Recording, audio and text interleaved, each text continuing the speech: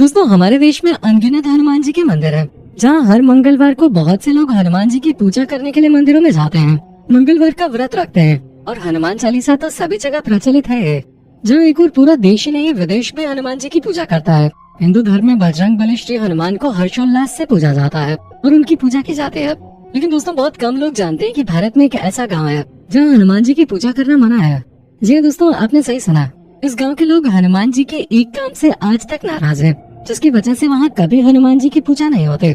दरअसल ये गांव उत्तराखंड के सीमांत जनपद चमोली के जोशीमठ प्रखंड में जोशीमठ नीति मार्ग पर द्रोणागिरी गांव है। इस गांव के लोग हनुमान जी से इतने नाराज हैं कि उनकी पूजा तो छोड़िए, लाल झंडा भी नहीं लगाते। दोस्तों, आखिर ऐसी क्या बात है जिससे यहाँ के लोग हनुमान जी को नहीं पूजते? साथ ही साथ भगवान राम के परम भक्त हनुमान ने ऐसा कौन सा काम किया जिससे इस गाँव के लोग आज तक नाराज है? अगर आप भी इस सवाल का जवाब जानना चाहते हैं तो इस वीडियो को अंत तक जरूर देखिए। दोस्तों, वीडियो शुरू करने से पहले आप सबसे एक ही रिक्वेस्ट है कि अगर आप इस चैनल पे नए हैं तो प्लीज इस वीडियो को लाइक और चैनल को सब्सक्राइब जरूर कर दीजिएगा। दोस्तों, आज के युग में जहाँ हनुमान जी को हर संकट में याद किया जाता है और उनकी आराधना की जाती है, वहीं भारत के द्रोणागिरी गाँव जो कि उत्तराखंड के चमोली में स्थित है, वहाँ हनुमान जी को नहीं पूजा जाता। यहाँ के लोग हनुमान जी को इस गाँव में तो क्या, बाहर जाके भी नहीं पूजते। यहाँ के लोगों ने तो ये मान रखा है कि हनुमान जी की पूजा करना एक अपराध जैसा है। यही कारण है कि इस गांव में हनुमान जी का एक भी मंदिर नहीं है। बात यह दोस्तों कि त्रेता युग में श्री राम की तरह ही उनके छोटे भाई लक्ष्मण भी परम शक्तिशाली थे। उन्हें भी जीत पाना लगभग असंभव था। लक्ष्मण जी शेषनाग का अवतार माने जाते हैं। लेकिन रावण से युद्ध के दौरान एक समय ऐसा भी आया था जब लक्ष्मण रावण के पुत्र मेघनाथ के दिव्य शस्त्र से घायल हो जाते हैं और उन पर मृत्यु के बादल मंडराने लगते हैं। इस समय मूर्छित पड़े अपने भाई को देखकर भगवान राम भी व्याकुल हो जाते हैं। तब हनुमान जी लक्ष्मण को बचाने के लिए रावण की लंका से वैद्य सुषेण को उनके घर समेत उठा लाते हैं। अपने वैद्य धर्म का पालन करते हुए वैद्य सुषेण ने लक्ष्मण को इलाज के लिए देखा तो शक्ति बाण की काट के लिए लक्ष्मण जी को बचाने के लिए संजीवनी बूटी लाने के लिए कहा। दोस्तों, हनुमान जी ने इस कार्य को करने का बेड़ा उठाया।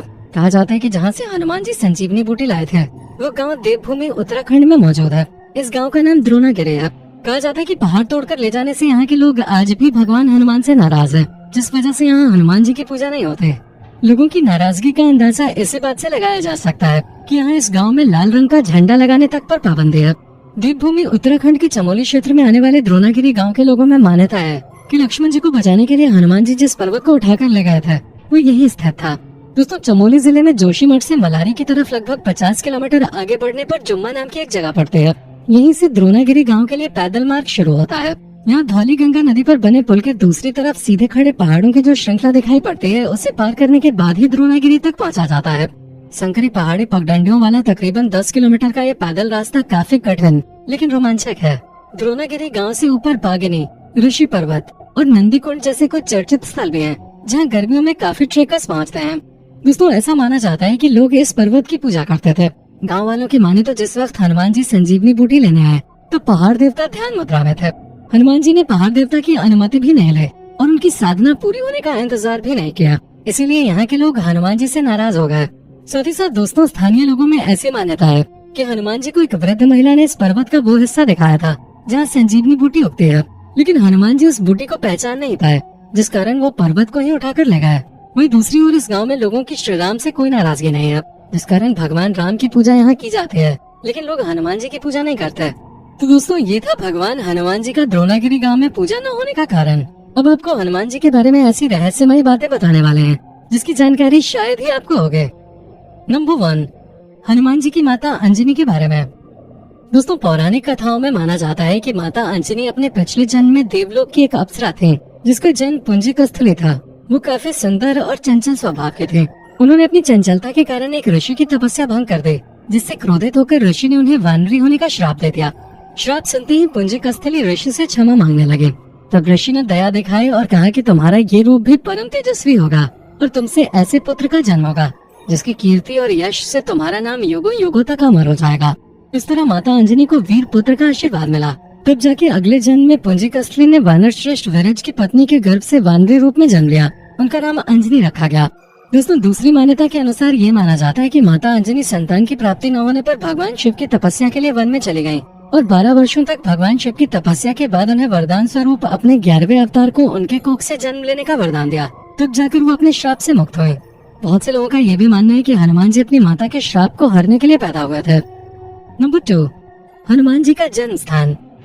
दोस्तों कुछ लोगों का मानना है कि हनुमान जी का जन्म झारखंड राज्य के गुमला जिले के आंजन गांव की एक गुफा में हुआ था। इस जिले के पालकोट प्रखंड में बाली और सुग्रीव का शासन था। जंगल और पहाड़ों में घिरे इस आंजन गांव में एक पहाड़ की चोटी पर स्थित एक बहुत प्राचीन गुफा है। वहाँ के लोगों की मान्यता है कि यहीं पर माता अंजनी और पिता केसरी रहते थे और यहीं पर हनुमान जी का जन्म हुआ था। दूसरी मान्यता के अनुसार गुजरात में स्थित डांग जिला प्राचीन काल में दंडकारण्य प्रदेश के रूप में जाना जाता था। डांग जिले के आदिवासी ये मानते हैं कि डांग जिले के अंजना पर्वत में स्थित अंजनी गुफा में ही हनुमान जी का जन्म हुआ था। तीसरी मान्यता के अनुसार हनुमान जी का जन्म स्थान कैथल माना जाता है। कैथल हरियाणा का एक शहर है। प्राचीन काल में इसको कपिस्थल नाम से भी जाना जाता था। कपि के राजा होने के कारण हनुमान जी के पिता को कपिराज कहा जाता था। इसके अलावा यहाँ पर हनुमान जी की माता अंजनी का एक प्राचीन मंदिर भी है। नंबर 3, क्या हनुमान जी बंदर थे? दोस्तों कहा जाता है कि उनका नाम हनुमान इसलिए पड़ा क्योंकि हनुमान नाम का अर्थ संस्कृत में होता है विकृत जबड़ा, यानी बिगड़े हुए ठुड्डे। हम अक्सर तस्वीरों में, नाटकों में देखते हैं कि हनुमान जी का मुख बंदर जैसा दिखाया गया है और उनकी पूंछ भी दिखाई गई है। आपने रामायण तो देखी होगी, उसमें भी आपने बहुत जगह हनुमान जी को वानर के रूप में संबोधित होते हुए सुना होगा। असल में वानर शब्द का अर्थ होता है वन के नर, यानी वो प्राणी जिसका जीवन वन से जुड़ा हुआ हो। अगर आप जंगलों में रहने वाले आदिवासियों को वानर कहेंगे तो इसमें कुछ गलत नहीं है। वानर कोई जाति विशेष नहीं होते, ये सिर्फ संबोधित करने का तरीका है। नंबर 4, हनुमान जी के सिंदूर लगाने का रहस्य। दोस्तों जब हनुमान जी माता सीता के पास गए तब उन्होंने माता सीता की मांग में सिंदूर लगा देखा और चकित होकर उनसे पूछा, माँ ये आपने क्या लगाया है? माता सीता ने उनसे कहा कि ये सिंदूर है, इसको लगाने से उनके स्वामी की उम्र लंबी और कुशलता सदैव बनी रहेगी और वो इससे प्रसन्न रहेंगे। तब हनुमान जी ने सोचा कि अगर चुटकी भर सिंदूर लगाने से स्वामी की उम्र लंबी होगी और उन्हें प्रसन्नता प्राप्त होगी तो पूरे शरीर में सिंदूर लगाने से तो वो अमर हो जाएंगे और सदा ही प्रसन्न रहेंगे। फिर हनुमान जी ने पूरे बदन पे सिंदूर लगा लिया। इसी वजह से हनुमान जी को खुश करने के लिए मंगलवार को सिंदूर उन पे लगाया जाता है या सिंदूरी वस्त्र उन पे चढ़ाए जाते हैं। नंबर 5, कौन थी हनुमान जी की पत्नी? दोस्तों हनुमान जी ने भगवान सूर्य को अपना गुरु बनाया था। वो उनसे अपनी शिक्षा ग्रहण कर रहे थे। 9 तरह की विद्या जो हनुमान जी को सूर्य देवता से प्राप्त करने थे, उनमें से सूर्य देव ने 5 विद्या तो सिखा दे, लेकिन बची 4 तरह की विद्याएं ऐसी थी जो केवल किसी विवाहित को ही सिखाई जा सकते थे। लेकिन हनुमान जी पूरी शिक्षा लेने का प्रण कर चुके थे और वो मानने को राजी नहीं थे। इधर भगवान सूर्य के सामने संकट आ गया क्योंकि वो धर्म के अनुसार किसी अविवाहित को कुछ विशेष विद्या नहीं सिखा सकते थे।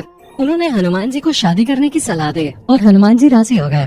तब सूर्यदेव ने अपनी पुत्री सुवर्चला को हनुमान जी के साथ शादी के लिए तैयार कर लिया। इसके बाद हनुमान जी ने अपनी शिक्षा पूर्ण की और सुवर्चला सदा के लिए अपनी तपस्या में लीन हो गई। तो दोस्तों कैसा लगा हमारा आज का एपिसोड? हमें कमेंट करके बताइएगा जरूर। हमें आपके कमेंट का इंतजार रहेगा। दोस्तों उम्मीद करता हूँ कि हमारा ये एपिसोड आपको पसंद आया होगा।